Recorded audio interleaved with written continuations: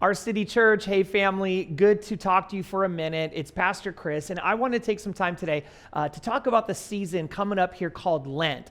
For those of you that grew up in a church that practiced or did Lent, or maybe you grew up Catholic, you probably know a little bit more about Lent than many others. But if this is new to you, I want to give you some background about Lent. So just everyone say there and then, okay? There and then, here's kind of how Lent came to us as people who follow Jesus and people of the Church of Jesus. Lent goes back to the early days of the church. The first official record that we have of Lent is from a meeting of early church leaders called the Council of Nicaea. Now, this meeting happened in 325 AD, okay? So that was 325 years after Jesus lived, died, and then rose again. And so 325 years after that, these early church leaders got together and they wanted to model the life of Jesus and how right before he died, he spent 40 days and 40 nights, and he went into the desert and he fasted, he prayed, and he prepared his heart, his life, his connection to the Heavenly Father for his ministry, ultimately preparing himself for his ultimate purpose when he came to the earth, which was to redeem all of mankind by dying on a cross. So Lent then became a season to set aside some time to fully embrace looking forward to what Good Friday would mean and what Easter Sunday also means. It's an opportunity for us to make space for God and to do this by reflecting on the significance, the sacred significance of what Jesus really did for us on the cross. Because ultimately, the purpose of Lent doesn't end with sadness or despair. It points us to hope. And yes, it involves reflection of what it required, but it points to Resurrection Sunday. So for us now, here in now 2021, this year, Lent begins on Wednesday, which is February 17th, a great day for a birthday, by the way. It's Ash Wednesday, and it ends on Thursday, April 1st, which is the day before Good Friday, so that Thursday right before Good Friday.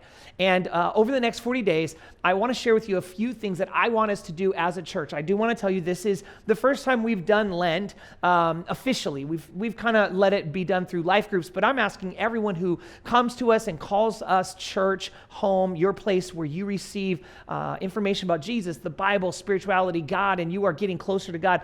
We want to invite you into this experience together as a community. So here's what I'm asking all of us to do as one church community, one church body, just as the Church of Jesus, to set aside something, okay? It's a spiritual practice known as fasting to many of us, and this is something we're normally going to associate with food, but it actually doesn't have to be food. It can include other things. The idea here is to take a break from something that you typically enjoy or you indulge in, and then reroute that time, that energy, and maybe even money towards a connection, a deeper connection with Jesus. Let me give you some examples, okay? A couple examples of things people tend to give up for Lent are gossip or sweets or meat or alcohol or television or caffeine. Again, the idea here is to be intentional about making space for God by going without things that we normally have space for and have a hard time maybe focusing on or making space for God.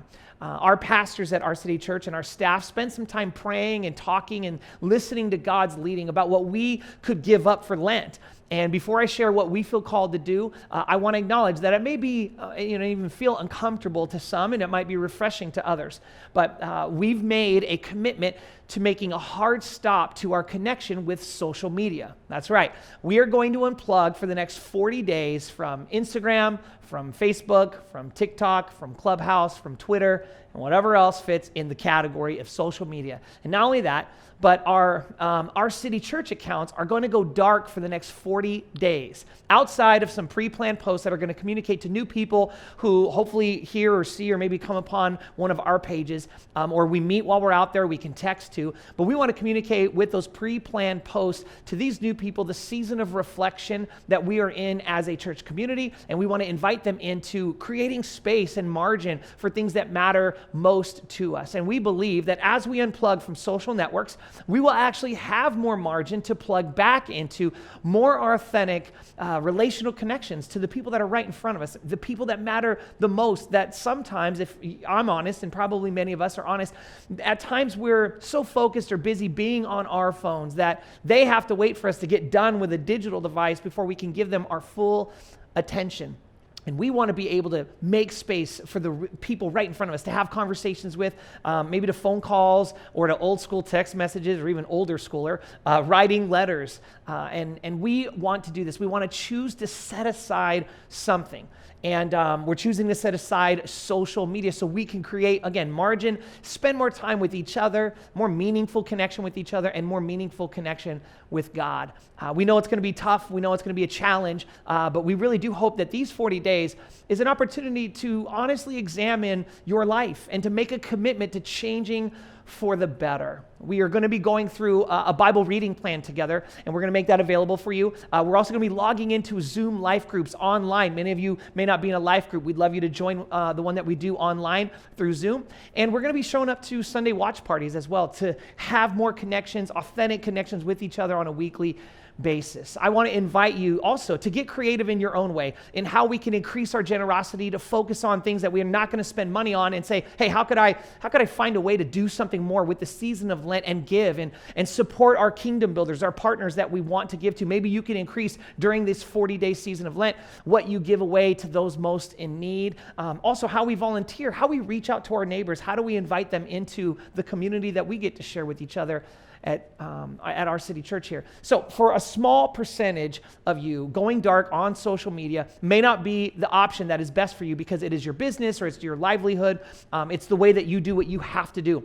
And we would encourage you to spend some time praying, to ask God, seek God about the thing that you can give up and still create margin in pursuit of the things that I've already shared.